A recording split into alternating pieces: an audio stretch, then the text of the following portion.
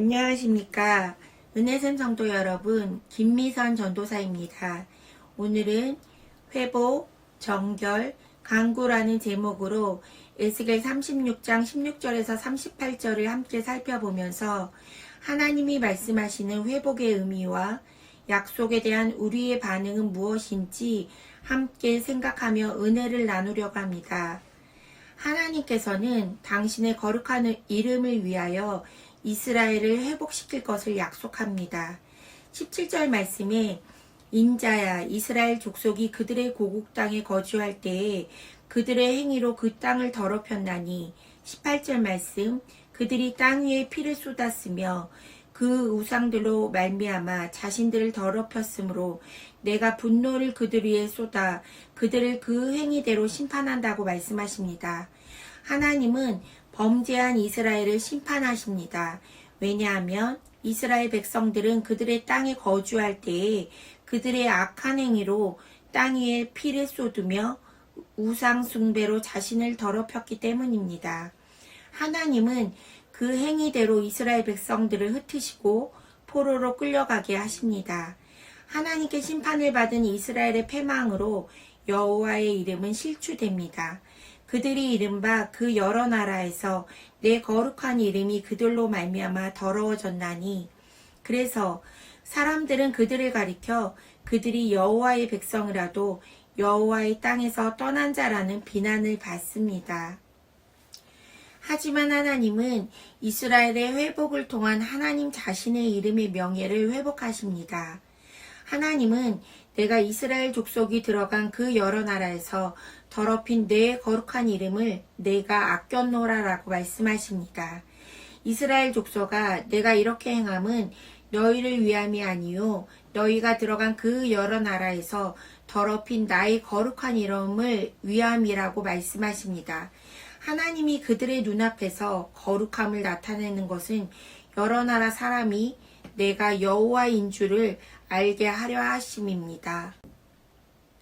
하나님은 24절에 내가 너희를 여러 나라 가운데에서 인도하여 내고 여러 민족 가운데에서 모아 데리고 고국 땅으로 들어가서라고 말씀하십니다. 내가 인도한다는 것은 하나님이 어려움으로 인해 고통받는 자를 구출하기 위해 붙드신다는 것입니다. 모으신다는 것은 하나님께 심판을 당해 이방으로 흩어진 자들을 용서하시고 약속의 땅으로 다시 오게 하신다는 의미가 있습니다. 바벨론의 포로로 끌려가 있는 유다 백성들을 돌아오게 하고 다시 모으시는 하나님의 신실하심과 자비를 볼 수 있습니다. 데리고 들어가서는 하나님께 이스라엘 백성들과 함께 이동하시는 하나님의 동행하심과 보호하심을 볼 수 있습니다. 에스겔은 구원의 목적과 이유가 이스라엘을 위한 것이나 이스라엘의 의로움으로 인한 것이 아니고 이스라엘에 대한 하나님의 사랑을 강조하는 것입니다. 하나님은 맑은 물을 뿌려 이스라엘을 모든 더러운 것과 우상 숭배에서 정결하게 하십니다. 그런데 이런 정결의식은 단지 과거에 행했던 부정한 일이나 우상 숭배하는 일을 행한 과거의 죄에 대한 속죄의식뿐만이 아니라 이제 다시는 그런 잘못을 행하지 않는 자들로 변화하기 위한 거듭남의 의식이었던 것입니다. 이스라엘 백성들은 새로운 영과 마음을 가진 사람으로 변화되어야 됐기 때문입니다. 고린도전서 6장 11절에 너희 중에 이와 같은 자들이 있더니 주 예수 그리스도의 이름과 우리 하나님의 성령 안에서 씻음과 거룩함과 의롭다 하심을 받았느니라. 바벨론에서 귀환한 유다 백성들이 맑은 물로 뿌림을 받아 정결하게 된다는 것은 이전의 더러운 모든 죄를 용서받고 새로운 출발을 하게 된다는 의미이며 더 나아가 선민으로서 하나님의 말씀을 지키며 사명을 감당하게 된다는 것입니다. 죄악으로 인해 하나님의 심판을 받았던 이스라엘 백성에게는 하나님께서 원하시는 새로운 삶을 살아갈 능력이나 자질이 없다는 것입니다. 사실 이스라엘 백성들은 자신들의 정체성을 잊어버리고 하나님 외에 다른 우상들을 섬기며 죄악을 행했던 것입니다. 그러므로 이스라엘 백성은 지난날의 잘못을 용서받아 약속의 땅으로 귀환한다고 해도 자신의 힘으로 새로운 삶을 살 수가 없는 것입니다. 그래서 하나님은 새 마음과 새 영을 그들의 마음에 부어주십니다. 마음은 지정의를 포괄하는 장소이자 인성과 인격이라는 인간의 내면을 총칭하는 경우가 많습니다. 굳은 마음은 하나님의 인도하심과 자비하심에 전혀 반응하지 않는 딱딱한 돌과 같은 마음입니다.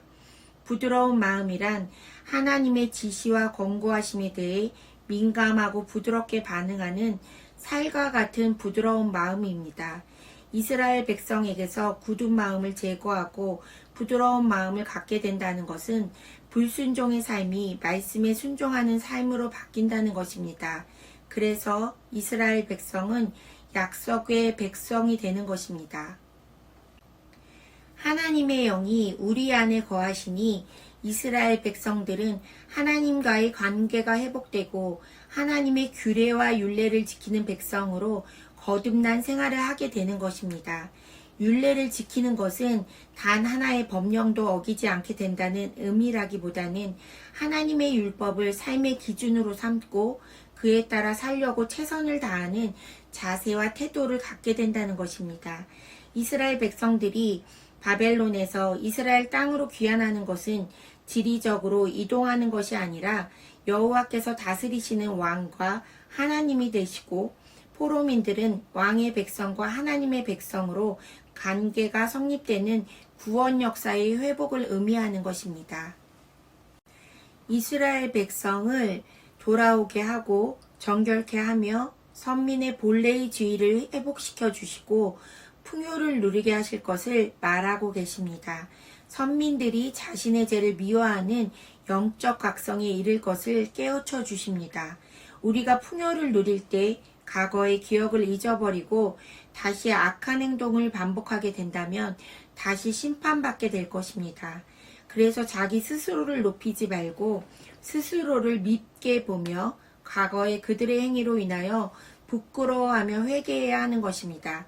31절 말씀에 그때 너희가 너희 악한 길과 너희 좋지 못한 행위를 기억하고 너희 모든 죄악과 가증한 일로 말미암아 스스로 믿게 보리라 라고 말씀하십니다. 하나님께서 이스라엘을 회복시킬 때 이방인들이 이스라엘의 회복을 하나님의 능력으로 말미암은 것인 것을 알게 됩니다. 그래서 사람들은 말하기를 이 땅이 황폐하더니 이제는 에덴 동산 같이 되었다고 말하고 있습니다. 그런데 하나님은 이제 회복된 이스라엘 민족에게 회복 강구의 필요성을 이야기하십니다. 하나님께서는 하나님의 거룩한 이름을 위하여 일방적으로 선민 회복을 약속하시고 이를 성취하십니다. 하지만 37절에 주 여호와께서 이같이 말씀하셨느니라. 그래도 이스라엘 족속이 이같이 자기들에게 이루어 주기를 내게 구하여야 할지라. 내가 그들의 수요를 양떼같이 많아지게 하리라.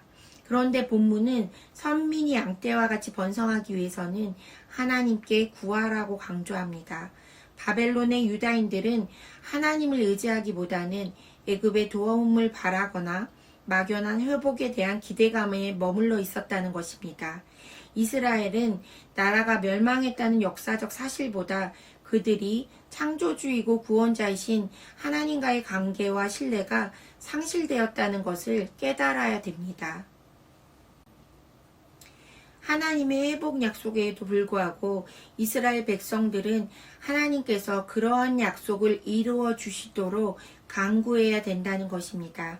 하나님은 약속을 주시지만 이스라엘 자손들로 하여금 그것이 이루어지도록 간구할 것을 요구하십니다. 요한일서 5장 14절 15절 말씀에 그를 향하여 우리가 가진 바 담대함이 이것이니 그의 뜻대로 무엇을 구하면 들으심이라. 우리가 무엇이든지 구하는 바를 들으시는 줄을 안즉 우리가 그에게 구한 그것을 얻은 줄을 또한 아느니라. 하나님의 약속을 바라고 믿는 성도들은 기도하며 그 기도를 하나님이 들으시고 이루신다는 것을 소망하며 강구해야 되는 것입니다. 이 시간 두 가지 기도 제목을 놓고 기도했으면 좋겠습니다.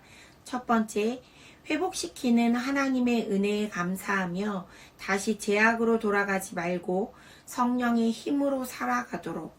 두 번째, 하나님의 이름의 영광을 위해 살아가는 하나님의 참 백성과 자녀가 되도록 기도하겠습니다.